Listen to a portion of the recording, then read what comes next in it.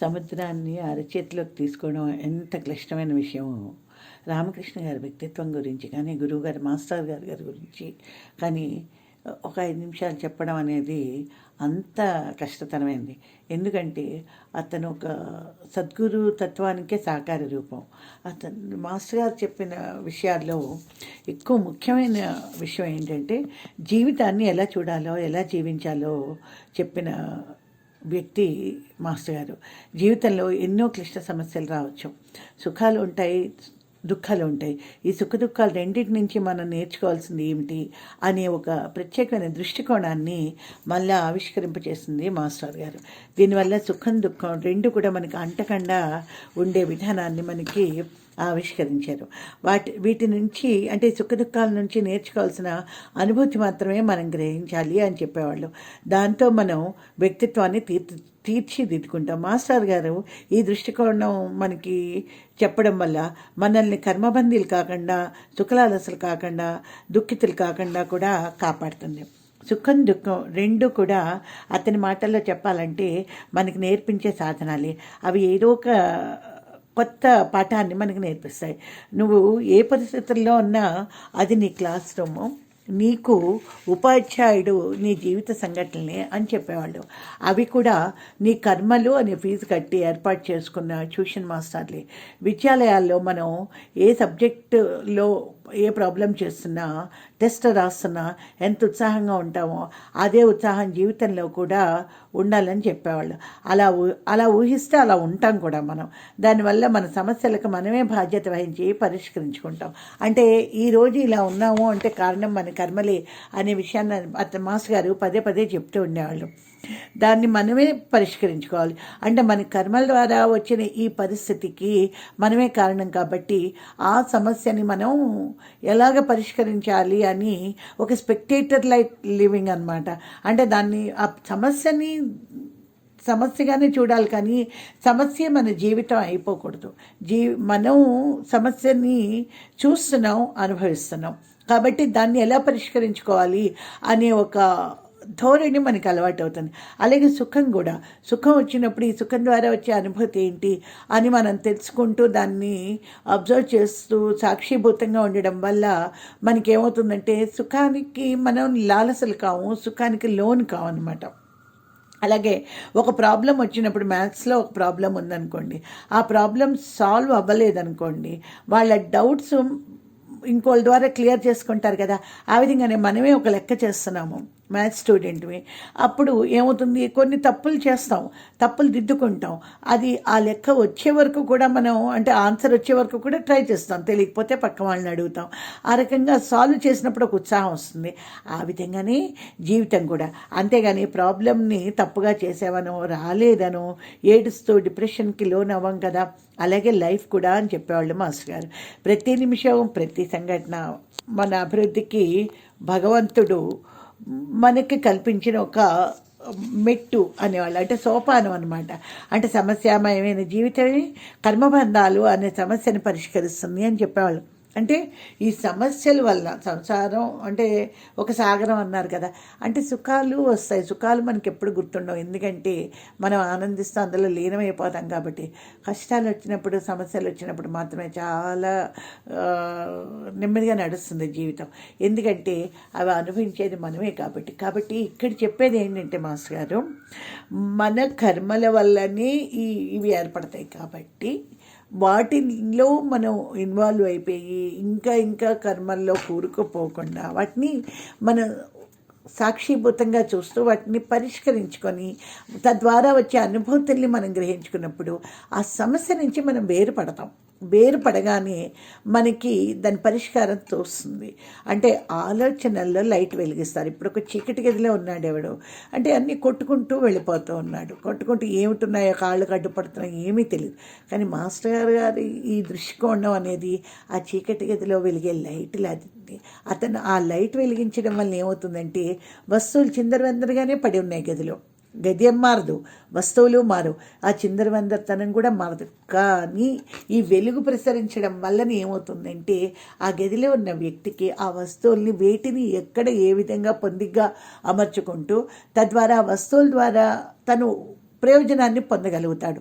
అంటే వాటిని దాటుకుంటూ వాటిలో పడిపోతూ ఉండే ఆ వ్యక్తి చీకట్లో ఉన్నప్పుడు వెలుగు ప్రసరించగానే ఆ వస్తువుల్నే ఉపయోగించుకొని తన ఆనందాన్ని పొందగలుగుతూ ఆ ఆ సమస్య అంటే చీకటి అనే సమస్య నుంచి బయటపడి తన జీవితానికి ఒక సార్థకత ఏర్పరచుకుంటాడు అనమాట.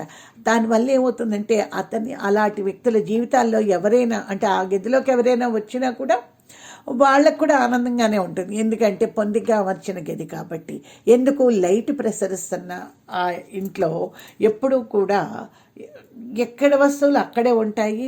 ఆ కాంతి వల్ల వాళ్ళు సుఖంగా ఉంటారు, వాళ్ళ దగ్గరికి వచ్చిన వాళ్ళు కూడా ఆనందంగా ఉంటారు.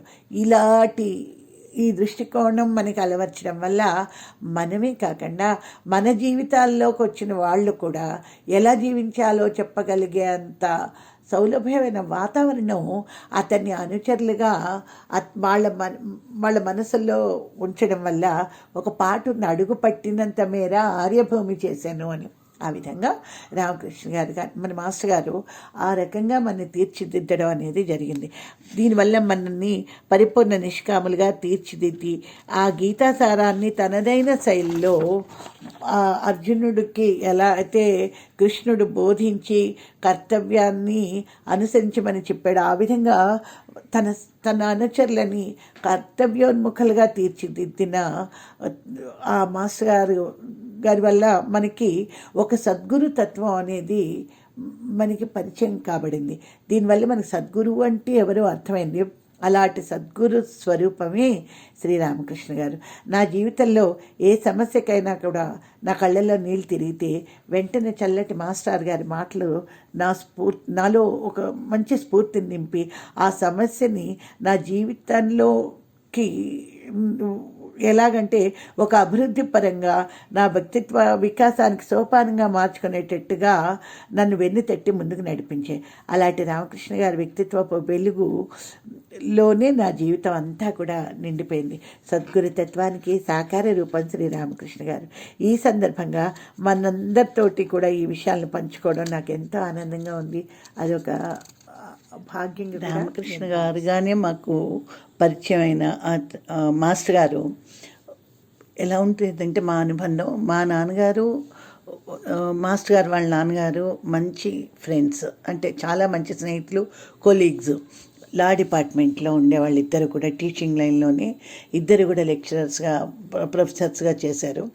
తర్వాత వాళ్ళ తమ్ముడు మా తమ్ముడు, ఇప్పుడు విశ్వనాథ్ ఉన్నాడు, విశ్వనాథ్ మా తమ్ముడు, ఇద్దరు కూడా మంచి స్నేహితులు. ఆ విశ్వనాథ్ కూడా మా ఇంట్లో ఒక పిల్లల్లాగే ఉండేవాడు. తర్వాత రామకృష్ణ గారి చెల్లెలు లక్ష్మి, నేను, నాకు ఉండే ఒకే ఒక ప్రాణ స్నేహితురాలు లక్ష్మి. ఆ లక్ష్మి వల్లనే నాకు రామకృష్ణ గారు పరిచయం అయ్యారు. మా అన్న వస్తున్నాడు, మా అన్న కాశీలో ఉన్నాడు, ఎప్పుడు వెక్రించేదాన్ని. అంటే రామకృష్ణ గారిని చూడకముందనమాట. ఏమిటో అన్ననామస్మరణ తప్ప ఇంకేమీ లేదా లక్ష్మి నీకు అనేదాన్ని. నీకు తెలియదు, మా అన్నను చూస్తే నువ్వు అలాగ మాట్లాడవు అనేది. ఓహో, వాళ్ళ అన్న అంత అనుబంధం కాబోలు అనుకునేదాన్ని. కానీ అతన్ని పరిచయం చేసినప్పటి నాటికి నేను ఇంకా ఈ స్పిరిచువాలిటీ వీటిలో అంత అవగాహన లేకుండా ఉండేదాన్ని. అందుకని ఇంత పిహెచ్డీ చేసి ఈ గాయత్రి మంత్రాలు అవి పట్టుకొని తిరుగుతున్నారు, ఈయనేమో లక్ష్మి ఇంత గొప్పగా చెప్తుంది ఏంటో అనుకున్నాం. కానీ అతనితో మాట్లాడిన తర్వాత నిజంగా నాకు అతని ప్రసంగాలు విన్న తర్వాత నాకు నిజమైన ఆధ్యాత్మికత అంటే ఏమిటో అర్థమైంది. అప్పుడు నిజంగానే సైంటిస్టులు అందరూ కూడా ఆధ్యాత్మికతకి వెళ్ళారు అంటే సైన్స్కి అతీతమైన ఒక స్థితిలో దాన్ని తార్కికంగా ఆలోచించి విశ్లేషించగలిగే నేర్పున్న వాళ్ళు, అంటే సైంటిస్టుల కంటే కూడా ఒక అధికమైన స్థాయికి చెందిన వాళ్ళే ఆధ్యాత్మికవేత్తలు అనే తర్వాత రామకృష్ణ గారిని చూసిన తర్వాతనే నాకు అర్థమైందనమాట. ఆ తర్వాత నేను చదివిన పుస్తకాలు, అంతకుముందు భగవద్గీత అవి మాస్టర్ గారి పరిచయం లేనప్పుడు చదివేదాన్ని. కానీ అతనితో పరిచయం అయిన తర్వాత భగవద్గీత ఎలా చదవాలి అనేది చాలా సింపుల్గా చెప్పేవాళ్ళు. అది కాదు దుర్గాజీ అనేవాళ్ళు నన్ను. దుర్గా, నేను చెప్పేది ఏంటంటే 18 అధ్యాయాలని 3 స్థాయిల కింద విడగొట్టి చూడు. నువ్వు చూస్తే మొదటి 6 అధ్యాయాలు స్థూల జగత్తు, సూక్ష్మ అలాగే ఎన్ని రకాలుగా భగవద్గీతని మనం ప్రాక్టీస్ చేయొచ్చు అని ఆ రోజుల్లో ప్రతి రోజులో కూడా భగవద్గీత అధ్యయనం ఎలా జరుగుతుంది.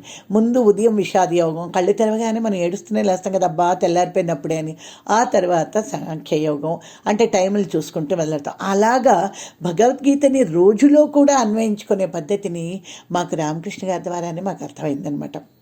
అంటే గాయత్రి మంత్రం కానీ, పతంజలి అష్టాంగ యోగం కానీ, ఏది కానీ మనకి ఆ క్షణమే అన్వయం అయ్యేటట్టుగా చెప్పగలిగే ఆ స్తోమత ఒక్క రామకృష్ణ గారికే ఉంది. అలాగే ప్రతి అప్పుడున్న ఆధ్యాత్మిక సంఘాలు అన్నిటితో కూడా మాకు పరిచయం ఏర్పరిచారు. ఎస్ఎస్వి కానీ, మహేష్ ధ్యాన యోగం కానీ, పిరమిడ్ ధ్యానం గురించి కానీ, ఈ పిరమిడ్ ధ్యాన అధ్యక్షుడు అతను పత్రిజీ, వీళ్ళందరూ కూడా అప్పుడు నాకు తెలిసి రామకృష్ణ గారి అపార్ట్మెంట్కి రామకృష్ణ గారితో మాట్లాడడానికి వచ్చేవాళ్ళు.